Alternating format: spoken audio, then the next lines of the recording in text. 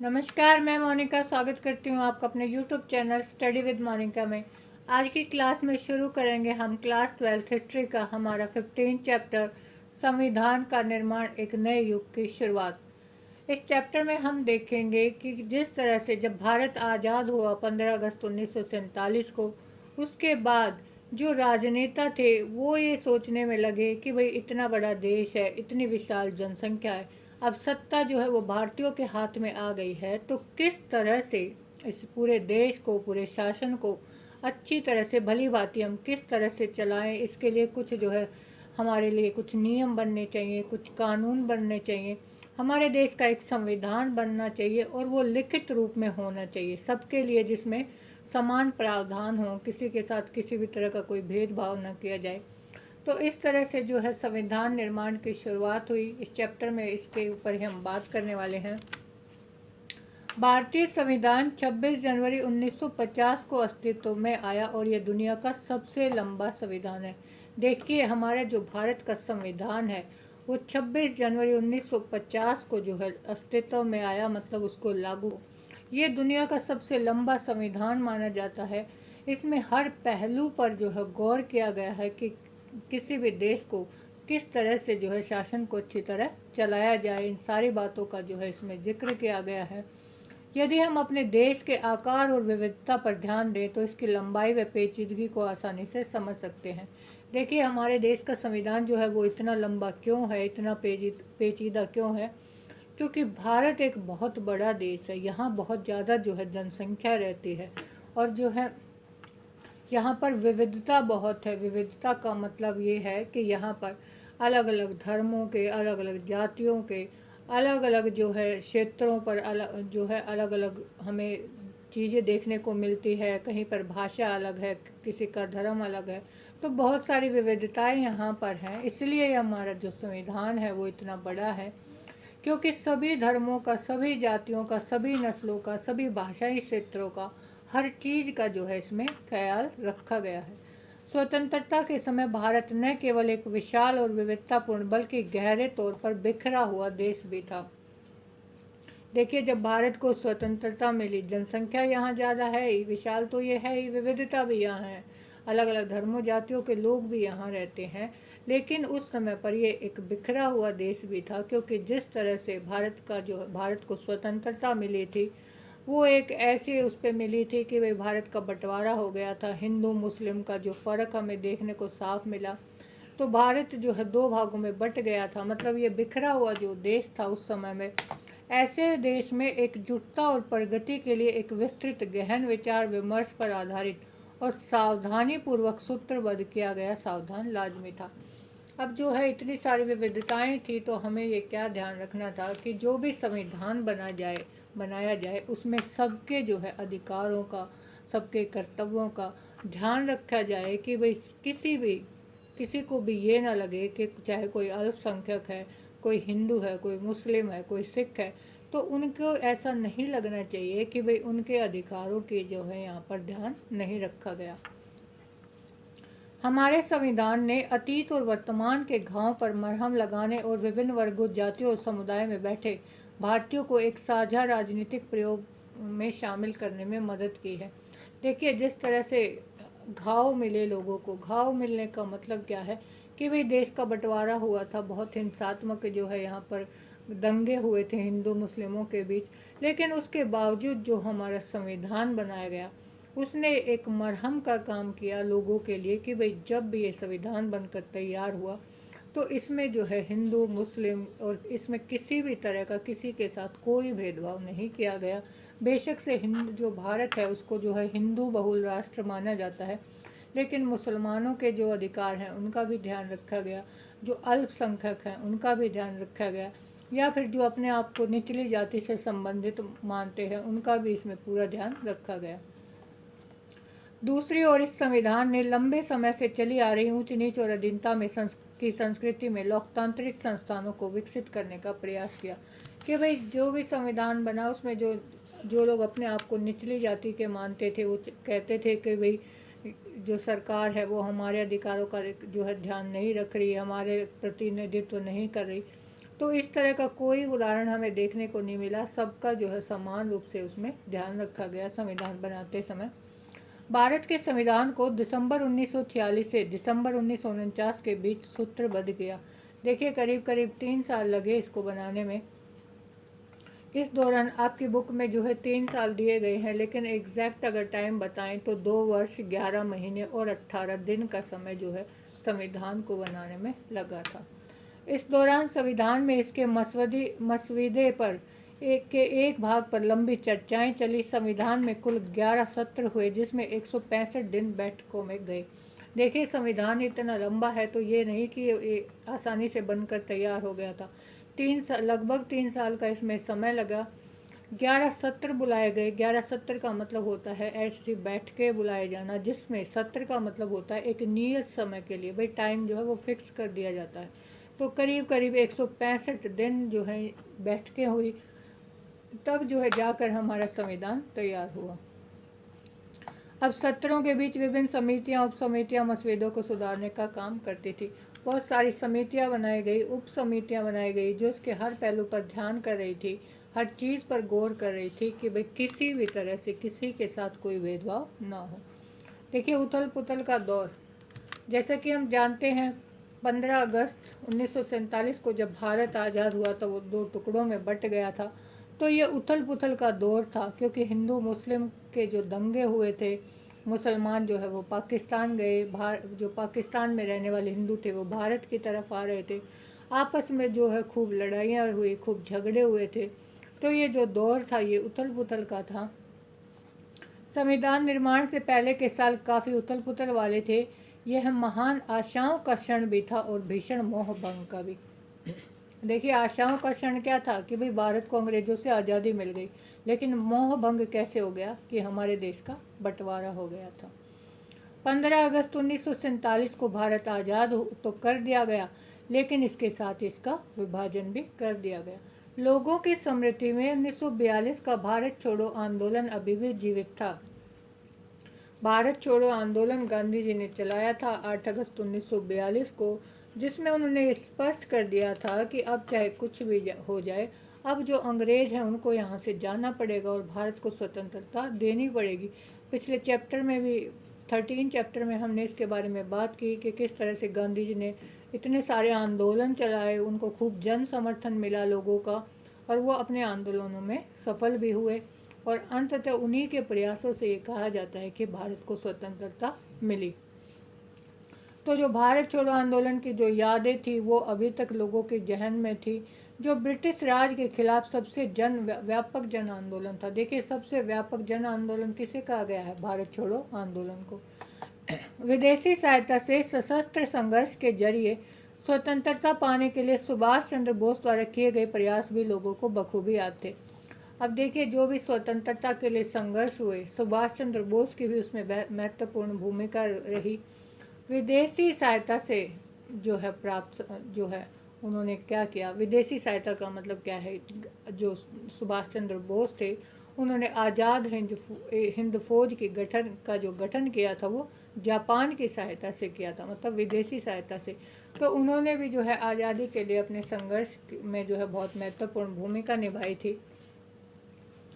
1946 के वसंत में मुंबई तथा अन्य शहरों में रॉयल इंडियन नेवी, शाही भारतीय सेना के सिपाहियों का विद्रोह भी लोगों को बार बार आंदोलित कर रहा था।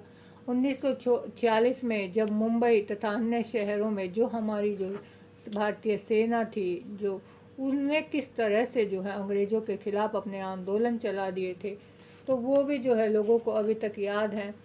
तो लोगों की सहानुभूति किसके साथ थी? सिपाहियों के साथ, उन नेवी ऑफिसर्स के साथ, वो भारतीय सेना के साथ, जिन्होंने इस तरह के आंदोलन चलाए अंग्रेज़ों के खिलाफ। 40 के दशक के आखिरी सालों में देश के विभिन्न भागों में मजदूरों और किसानों के आंदोलन भी हो रहे थे। देखिए 40 के दशक की हम बात कर रहे हैं, तो 1930 से 1940 के बीच के जो 10 साल थे, उसमें हमने देखा कि गांधी जी से प्रेरित होकर बहुत सारी जगह पर किसानों ने, मजदूरों ने आंदोलन शुरू कर दिए थे।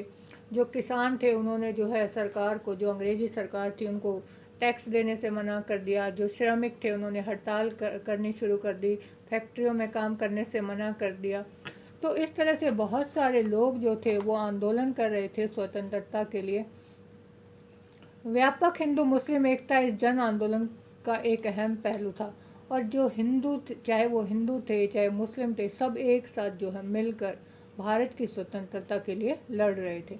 इसके विपरीत कांग्रेस और मुस्लिम दोनों प्रमुख राजनीतिक दल धार्मिक सौहार्द और सामाजिक सामंजस्य स्थापित करने के लिए सुलह सफाई की कोशिशों में कामयाब नजर होते आ रहे थे। देखिए, चाहे वो हिंदू हो चाहे मुस्लिम हो, दोनों ही राजनीतिक दल थे और वो क्या कोशिश कर रहे थे कि वे किसी भी तरह से जो है भारत है उसको अंग्रेज़ों से स्वतंत्रता दिलाई जाए। अगस्त 1940 में कोलकाता में शुरू हुई हिंसा के साथ उत्तर और पूर्वी भारत में लगभग साल भर तक दंगा फसाद और हत्याओं का सिलसिला शुरू हो गया था। देखिए, अगस्त 1940 की बात है, जब जो है बहुत ज़्यादा जो है लोग जो थे वो अंग्रेज़ों के विरुद्ध बिल्कुल भड़के हुए थे। उन्होंने जो है तरह तरह के आंदोलन छेड़ दिए थे। तो उस समय पर बहुत ज़्यादा दंगा फसाद हुआ था और बहुत सारी हत्याएं भी की गई थी। बर्बर हिंसा का यह विभत्स नाच इस भीषण जनसहारों के साथ हुआ। इसके साथ ही देश विभाजन की घोषणा हुई और असंख्य लोग एक जगह से दूसरी जगह पर जाने लगे। देखिए, इतने सारे आंदोलन हुए, इतने सारे लोग मारे गए। उसके बाद जो फाइनल डिसीजन था वो क्या निकला था कि कैबिनेट मिशन भारत आया और जो है लेबर पार्टी की सरकार बनी ब्रिटेन में। तब उन्होंने ये कहा कि भाई ठीक है, अब भारत को स्वतंत्र कर दिया जाएगा, लेकिन साथ ही साथ उसका क्या कर दिया गया था, विभाजन कर दिया गया था। क्योंकि जो मुस्लिम लीग के सदस्य थे वो एक अलग से मुस्लिम साम्राज्य की राज्य की जो है वो बात कर रहे थे, अपनी जिद पर अड़े हुए थे। तो उनके बीच और कांग्रेस के बीच समझौता नहीं हो पाया और जो भारत था उसका विभाजन हुआ। फिर जो है लोग एक जगह से दूसरी जगह गए, मतलब जो पाकिस्तान के जो एरिया था वहाँ पर जो हिंदू रह रहे थे वो भारत की तरफ आने लगे, और भारत में जो मुस्लिम संप्रदाय था वो पाकिस्तान की तरफ शिफ्ट होने लगे। 15 अगस्त 1947 को स्वतंत्रता दिवस पर आनंद और उम्मीद का जो माहौल था उस समय के लोगों को कभी नहीं भूलेगा। देखिए, जब आज़ादी मिलती है किसी भी देश के लोगों को तो उनकी एक अलग ही खुशी होती है। वो जो है अपने खुशी के माहौल में थे और ऐसे टाइम को वो कभी नहीं भूल पाते, क्योंकि जो ब्रिटिश सरकार थी वो बहुत अत्याचार करती थी यहाँ पर जो है यहाँ के लोगों को। अपने ही देश में जो लोग हैं उनको एक डर के माहौल में हमेशा रहना पड़ता था। अब जबकि वो आज़ाद हो गए थे तो वो बहुत खुश थे। लेकिन भारत के बहुत सारे मुसलमानों और पाकिस्तान में रहने वाले हिंदुओं व सिखों के लिए निर्मम चुनाव का क्षण था। लेकिन भारत में जो मुसलमान रह रहे थे और पाकिस्तान में जो हिंदू थे, जब उनको पता था कि अब यहाँ से उनको शिफ्ट होना है, अपने घर बार जो है उनको छोड़कर दूसरी जगह पर जाना है, तो उनके लिए ये बहुत दुख का समय था, बहुत जो है मुसीबत का समय था। जहाँ वो इतने सालों से रह रहे थे, अब उस जगह को उनको छोड़ना था। उनके सामने यह तत्क्षण मृत्यु और पुरानी जड़ों से उखाड़े जाने के बीच चुनाव का क्षण था। अब उनके सामने स्थिति कैसी थी कि भाई ऐसा लगता था कि भाई वो चाहते थे कि अभी उनकी जो है मौत बेशक हो जाए। क्यों? क्योंकि उनकी पुरानी जड़ें उखड़ रही थी, मतलब जहाँ वो इतने सालों से रह रहे थे अब उस जगह को उनको छोड़ना पड़ रहा था। करोड़ों शरणार्थी यहाँ से वहाँ जा रहे थे। मुसलमान पूर्वी और पश्चिमी पाकिस्तान के तरफ तो हिंदू और सिख पश्चिमी बंगाल और पूर्व पंजाब की तरफ बढ़ रहे थे। उनमें से बहुत सारे कभी मंजिल तक नहीं पहुँचे, बीच रास्ते में ही मर गए। देखिए, शिफ्ट होने का सिलसिला शुरू हुआ। पाकिस्तान की तरफ जो मुस्लिम हिंदू रह रहे हैं वो भारत की तरफ आ रहे हैं, भारत में जो मुस्लिम हैं वो पाकिस्तान की तरफ जा रहे हैं। लेकिन बीच में इतने दंगे हो रहे थे, इस तरह से जो है लोग एक दूसरे की गर्दन पर सवार थे, हिंदू मुस्लिम एक दूसरे को इतनी मारकाट उस समय पर हुई कि बहुत सारे ऐसे लोग थे जो कभी भी अपनी मंजिल पर नहीं पहुँचे, बीच रास्ते में ही वो मारे गए। अब हम देखते हैं कि संविधान सभा का जो गठन था वो किस तरह से हुआ। जिन लोगों ने हमारा संविधान तैयार किया उसमें कौन कौन लोग शामिल थे, किस तरह से वो सभा चुनी गई थी। संविधान सभा के सदस्यों का चुनाव सार्वभौमिक मताधिकार के आधार पर नहीं हुआ था। देखिए, संविधान सभा का संविधान जिन लोगों ने तैयार किया उसमें जो लोग शामिल थे उनको जब चुना गया कि भाई आप जो है संविधान का प्रारूप तैयार करेंगे, आप संविधान बनाएंगे, तो ये जब लोग चुने गए थे, ये किसी सार्वभौमिक मताधिकार के आधार पर नहीं चुने गए थे। जो 1945 से 46 की सर्दियों में प्रांतों में जो चुनाव हुए थे, उसके पश्चात जो प्रांतीय सांसद बने, उन लोगों ने संविधान सभा के सदस्यों को चुना था। विधानसभा में कांग्रेस प्रभावशाली थी। देखिए, उस समय पर जो ज़्यादातर जो है मत मिले थे, वोट मिले थे, वो कांग्रेस को मिले थे, तो ज़्यादातर सदस्य जो थे वो कांग्रेसी थे। प्रांतीय चुनाव में कांग्रेस ने सामान्य चुनाव क्षेत्रों में भारी जीत प्राप्त की और मुस्लिम लीग को अधिकांशतः आरक्षित मुस्लिम सीटें मिल गई थी। लेकिन जो आरक्षित सीटें मुसलमानों के लिए थी, उसमें मुस्लिम लीग को भी जो है भारी बहुमत प्राप्त हुआ था। लेकिन लीग ने विधानसभा का बहिष्कार करना उचित समझा और एक अन्य संविधान बनाकर उसे पाकिस्तान की मांग को जारी रखा। देखिए, बात हो रही है 1946 की, अंग्रेजों और जब हमारा भारत आज़ाद हुआ था उससे पहले की। कांग्रेस को भी जो है खूब सारी सीटें मिली और मुस्लिम लीग को भी जो है, जो उनके आरक्षित सीटें थी वहाँ पर उनको भी मेजॉरिटी मिली। लेकिन फिर भी जो उन्होंने क्या किया, मुस्लिम लीग के सदस्यों ने, उन्होंने विधानसभा का बहिष्कार कर दिया और उन्होंने कहा कि हमें जो है ये सीटें नहीं चाहिए, हमें अपने लिए एक अलग राष्ट्र चाहिए, पाकिस्तान का, जिन्होंने नाम दिया था। शुरुआत में समाजवादी भी संविधान सभा से परे रहे, क्योंकि वे अंग्रेजों की बनाई हुई से संस्था मानते थे। देखिए, जो भी संविधान सभा के जो सदस्य चुने जा रहे थे, उसमें जो समाजवादी थे वो भी जो है इससे दूर थे। वो क्या कह रहे थे कि ये जो सदस्य चुने गए हैं, ये तो कौन है, ये अंग्रेजों के द्वारा चुने गए हैं, उनके द्वारा बनाई गई ये संस्था है। वे मानते थे कि इस सभा का वाकई स्वायत्त होना असंभव है, कि भाई ये जो सभा चुनी गई है, ये हमारे अधिकारों की बात नहीं करेगी, बल्कि ये तो अंग्रेजों के अधिकारों की बात करेगी। इन सभी कारणों से संविधान सभा के 82% सदस्य कांग्रेस पार्टी के ही सदस्य थे। देखिए, मुस्लिम लीग भी शामिल नहीं हुआ, समाजवादी भी शामिल नहीं हुए, तो 82% जो लोग थे वो कौन थे, कांग्रेस पार्टी के सदस्य। परंतु इसमें जो सभी कांग्रेसी सदस्य थे उनका मत भी एक नहीं था। निर्णायक मुद्दों पर उनमें भी मतभेद थे, कि भाई वो भी एक ही तरह की बातें नहीं कर रहे थे, उनमें भी कुछ कुछ बातों को लेकर मतभेद था। कांग्रेसी समाजवाद से प्रेरित कई अन्य जमींदारी के हिमायती थे। देखिए, जो समाजवादी है वो क्या कह रहे हैं कि भाई जो कांग्रेसी है ना, वो तो जमींदारों के हिमायती हैं।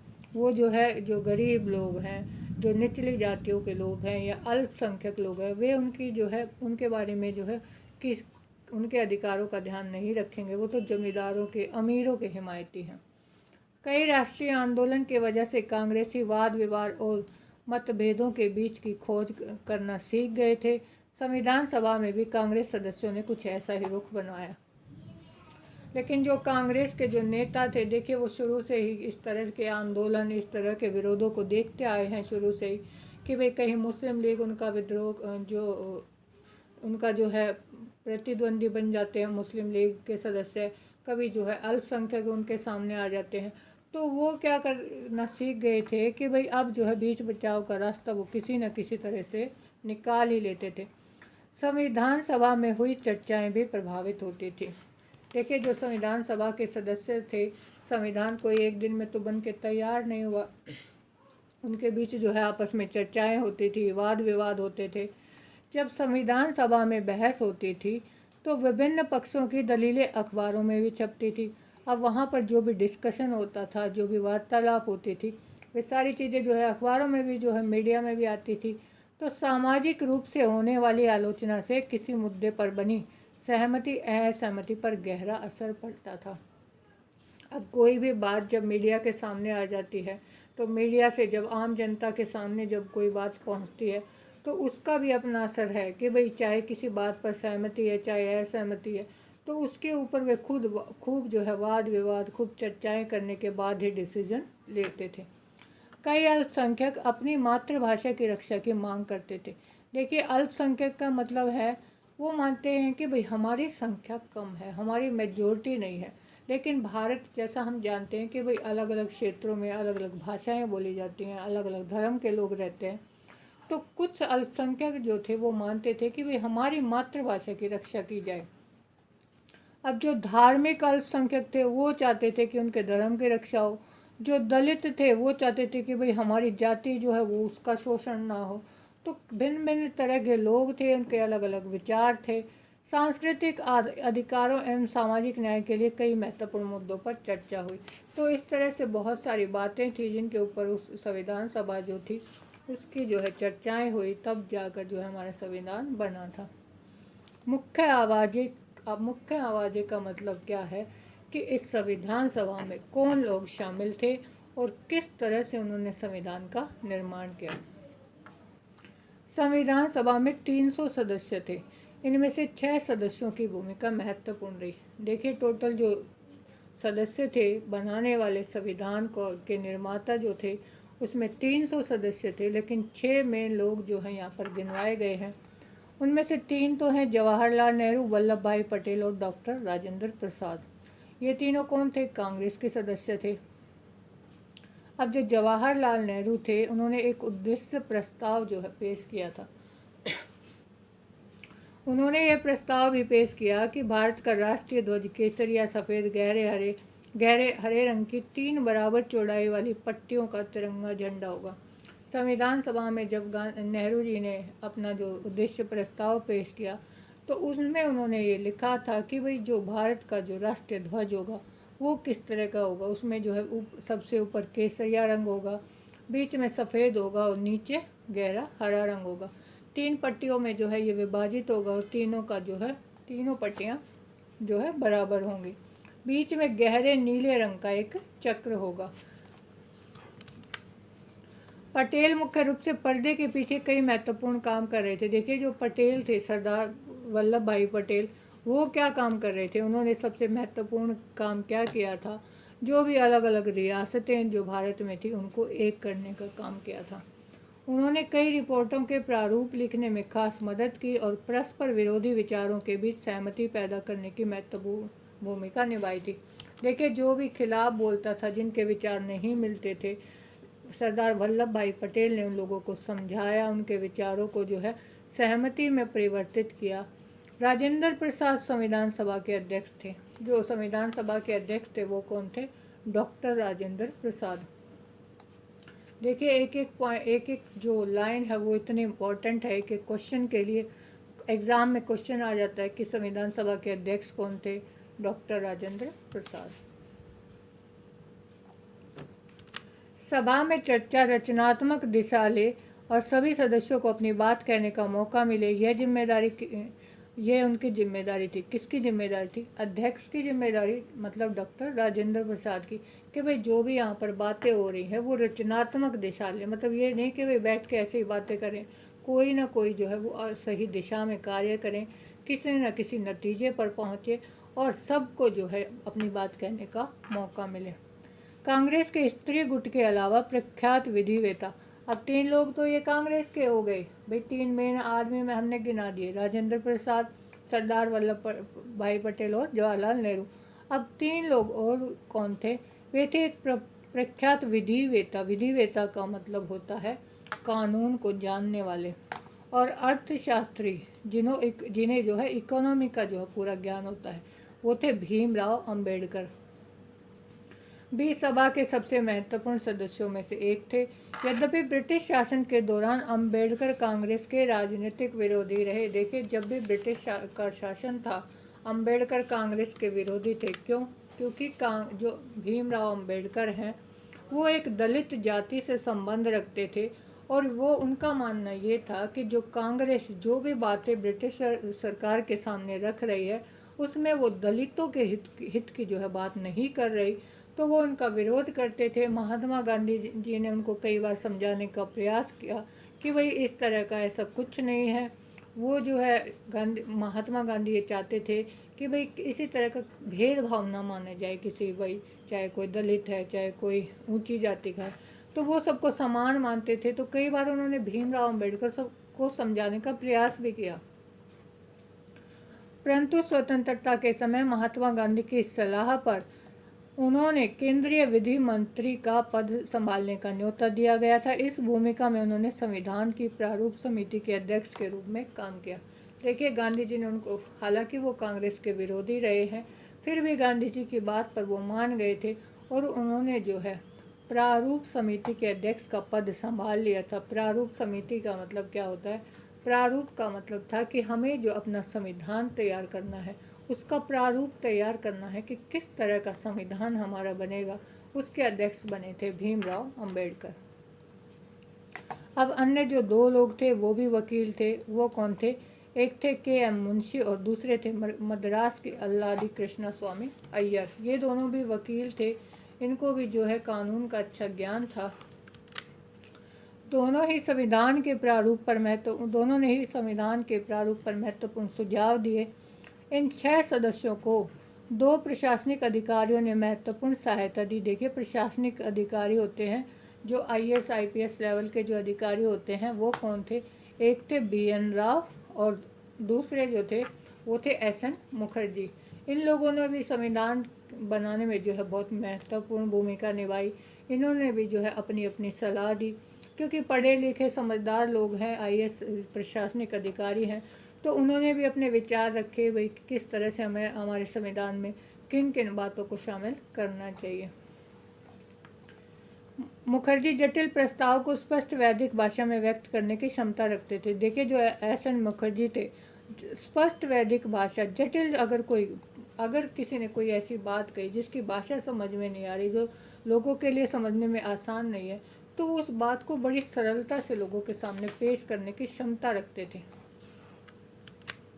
अंबेडकर के पास संविधान के प्रारूप को पारित करवाने की जिम्मेवारी थी। अब संविधान का जो प्रारूप तैयार किया था उसको पारित करवाने की, उसको जो है पास करवाने की जिम्मेदारी किसकी थी? भीमराव अंबेडकर की। इस काम में कुल मिलाकर 3 वर्ष लगे और इस दौरान हुई चर्चाओं के रिकॉर्ड 11 भारी भरकम खंडों में प्रकाशित हुए। ये लंबी मगर दिलचस्प प्रक्रिया थी। देखिए, संविधान को बनने में लगभग 3 वर्ष लगे थे। 3 वर्ष नहीं है, आपकी बुक्स में दिया गया है, लेकिन एग्जैक्ट मैंने आपको बताया कि 2 वर्ष 11 महीने और 18 दिन का समय लगा था। और 11 भारी भरकम खंडों मतलब 11 पार्ट्स में इसको डिवाइड किया गया था। ये प्रक्रिया जो थी लंबी थी, क्योंकि इतने लंबे समय तक चली, मगर दिलचस्प थी। दिलचस्प क्यों थी? क्योंकि इसमें हर पहलू पर बड़ी बारीकी से जो है वाद विवाद किया गया, चर्चाएं की गई, उसके बाद ही डिसीजन लिया गया। संविधान सभा के सदस्यों ने अपने विविध दृष्टिकोण बड़ी सफाई से पेश किए थे। उनकी प्रस्तुतियों में हम भारत के भविष्य से जुड़े कई मुद्दों पर विरोधी विचार भी देख सकते हैं। देखिए, बहुत सारी बातें होती हैं, बहुत सारे लोग जब एक साथ होते हैं। इसी तरह से जब संविधान सभा का जब निर्माण हो रहा था, तो संविधान सभा के जो भी सदस्य थे सब अपनी अपनी बात को जो है अपने अपने दृष्टिकोण रखते थे। फिर भी बहुत सारे जो है विरोधी विचारधाराएं भी हमें वहाँ देखने को मिलेगी, क्योंकि सभी लोगों की जो राय है वो एक समान नहीं हो सकती। लेकिन फिर भी इस बात का ध्यान रखा गया था कि भाई किसी के साथ भी किसी तरह का कोई भी भेदभाव यहाँ पर नज़र नहीं आना चाहिए। आज के लिए बस इतना ही। इसके आगे का हम चैप्टर देखेंगे अपनी नेक्स्ट वीडियो में।